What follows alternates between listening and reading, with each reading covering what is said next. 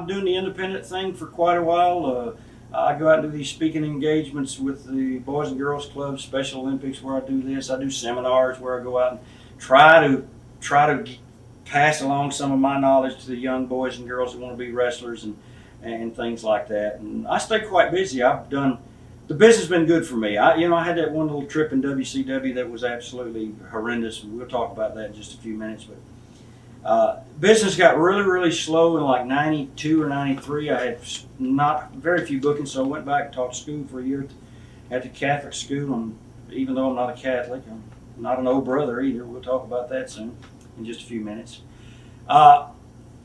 Business picked back up. I went to WCW for 4 or 5 months, and then I was kind of just really tired of the business. And I took about 4 months and I sold cars, and that was just like being right back in the wrestling business. Being out there with the guys on what we call pisser's porch up front, waiting on some mark. They call them ups. Ups is an unqualified prospect. So we call them marks in our business. They call them ups. So we run out there and try to get somebody and sell them a car. And if you didn't do it, you came back and you stood around, pissed and moaned up on the porch. And it was just the characters in the car business are very similar to the ones in the locker room, so there wasn't much difference. Then I got back on the independent thing after WCW and was doing my 60, 80, 100 shows a year, and I have been for the last 7 or 8 years. That's good. I had a little short run back in the WWE with that rockabilly thing we'll talk about. Why do you think you have such a controversial reputation? I suppose I'm one of those guys that believe you either step up to the plate and admit something and say, yes, I did it, or no, I didn't. I'm not one of these guys that walks down the fence and tries to balance it between right and wrong. There really is no balance between it. You're either right or you're wrong. I've been wrong a lot, but I've been right a lot. And when I say something about somebody, if I know it to be the truth and I can back it up with the facts, then what I want to stonewall it and say, well, he's not a bad guy, or he's not a good. So I'm controversial in the fact that I really do speak up about lots of things other than just wrestling. And I'm one that's not opposed to standing my ground with people like Vince McMahon. I stood my ground with him, and obviously I've earned some kind of respect from that company because they continue to call me back on the odd occasion to do certain things. Sometimes I go do things for them, sometimes I don't. Right. Has there been anything they've called you on recently? Well, some of the fans will remember the gay wedding with Chucky and Billy. They called me for that one. And just out of the blue, it's like one of those things they call you on like a Thursday or a Friday afternoon, expect you to just drop everything you're doing and run up to the WWE because they got the best money and you're a desperate man, and desperate men do desperate things. But they called me for that, and when Tom Pritchard called me for that, and he mentioned something. Prior to that, they had called me for the Royal Rumble, I guess it was. So I went and had done the Royal Rumble. Jim Ross actually called me for that, and I appreciate the fact that someone further up on the horse's body, called me. And Jim at that time was, close to the horse's head. And he called me for the Royal Rumble. And in fact, it turned out to be pretty good. It took about a minute, and I got a good payday. I was happy. Dumped over the top. Phone started ringing again from Independence, but the Chucky and Billy gay wedding, which had a lot of publicity, mainstream media covered it. Somebody can answer that telephone over there. Tell Vince McMahon to go to hell. Actually I'm mine. not working for him anymore. If he wants to do some business, call me. Is that Vince? No, unfortunately it's my dad, but go ahead. Anyway, I'll tell you what I did with the Chucky and Billy thing. It's a good little story. And I hope they get to see a copy. Maybe you send them a copy just for free. Charge them, fuck them. Thank you for it. Anyway, Tom Pritchard calls and he tells me this thing, so I asked him, he said, the guitar be involved. Oh, it will. I said, probably on me. He said, yeah, probably on you. So I said, okay, let me go check my son's golf schedule. I know he's got some golf tournaments coming up, and he did. It was legitimate. A little bit of a... Anyway, he did have a golf tournament coming up, so... I went in, I laid the phone down, I went to the bathroom, took a piss, walked around, blew my nose, and, did whatever I had to do. had a couple shots of whiskey, and then I went back and I told him, I said, no, can't do it, Tom. My son's in a golf tournament, and he's not old enough to drive, and I have to drive him to this golf tournament. I appreciate you calling, and maybe we can do something next time. Okay. We thought we'd give you a shot. Okay, I appreciate it. And that was it. So I figured, okay, they're never going to call me again. The next time they called, they wanted me to come and do the Legend Killer Randy Orton match in Salt Lake City, Utah. Now, I like Randy. Randy's a good kid. I like his dad, Bob. Bob's a great guy. I met Randy just before we went to Ohio Valley. Good-looking kid. He's got a lot of talent and everything, but I'm not the person to make him another Legend Killer. Besides, if you do this Legend Killer thing, what you've done is you painted yourself, what we say, you paint yourself in a corner. I think everyone knows that. If you start in a room, you paint yourself towards the door, not towards the corner where you can't get out on the wet paint. But with that kind of a thing where you're a Legend Killer, you paint yourself in a corner because there's only so many legends around. And then there's only so many that can still wrestle. That can actually come out and put on a match. So I don't think that's the right way for him to get over, and for them to come in and want to kill me. I just don't feel like it had any merit. It had no meaning at all. I mean, you got guys in the back. They had 40, 50 guys. Use that dead-ass Billy Gunn. Use Ron Simmons before you fire him. Use Rick Steiner before you fire him.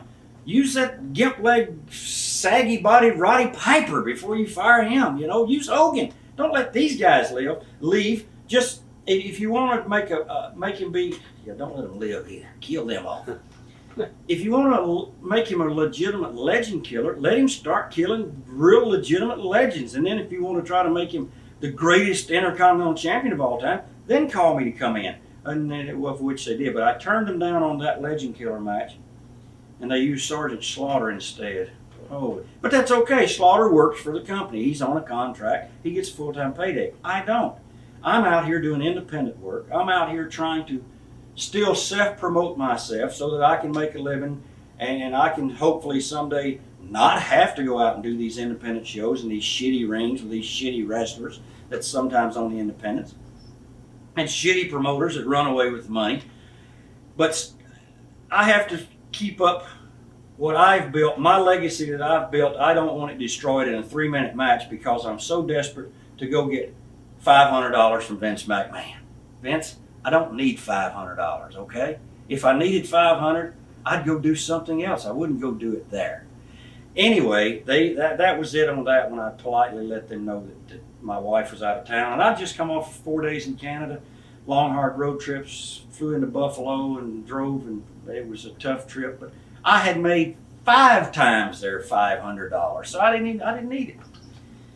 And then they called not long ago, just a few weeks ago, in fact, where I think, and I'm sure you're going to ask me this, Rob, that were they trying to, I say were because now it's history, it didn't ever happen, were they trying to make Randy Orton break my 15-month, almost 15-month reign as the Intercontinental Champion?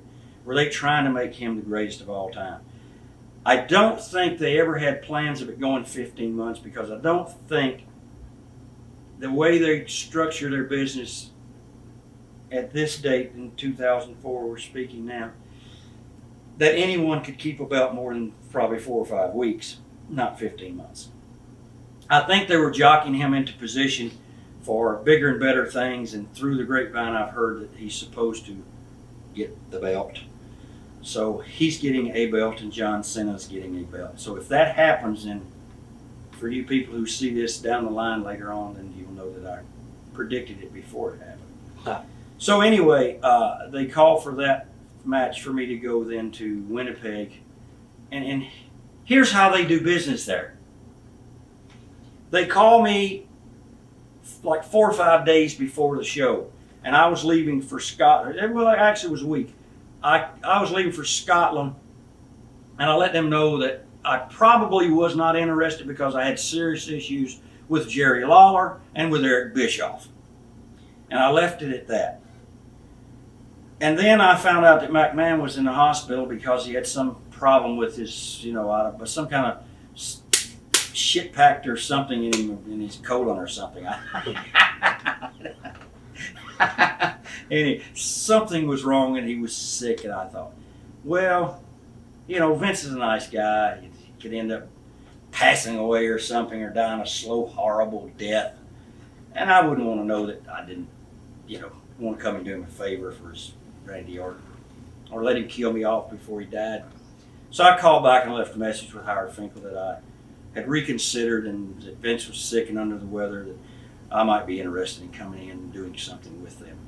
So then I baited the hook, and they bit like, this thing was running.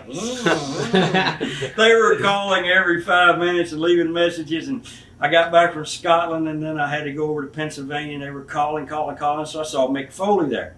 And that'll bring us to the Mick Foley story about Mick and I having a few problems. But anyway, I saw Mick Foley there, and I mentioned to him that they were calling me constantly to come in and do this Randy Orton thing. Tom Pritchard, I had left a message. We would like for you to come in and do this Legend Killer thing with Randy Orton and put him over and come to Winnipeg. So I didn't call him back. So I saw Foley. I thought, well, I'll ask him, because he had just finished doing a thing with Orton. So I asked him, I said, they want me to come in. It's a one-shot deal, nothing else involved. Another $500 probably. He didn't mention money. First of all, listen, if you call me for something, at least mention the money. Don't just say we'd like for you to come and do it, and I'll just go, okay, I'll come. Well, what do I get paid? Well, we didn't talk about it. You're getting nothing. Come on, at least tell me, give me a number. Jim Ross told me $5,000 to do Royal Rumble. That rung my bell. Sure, heck yeah, I'm already in New Orleans anyway for a monster truck show. So I stayed over and made $5,000 on Sunday. I loved it. It's great.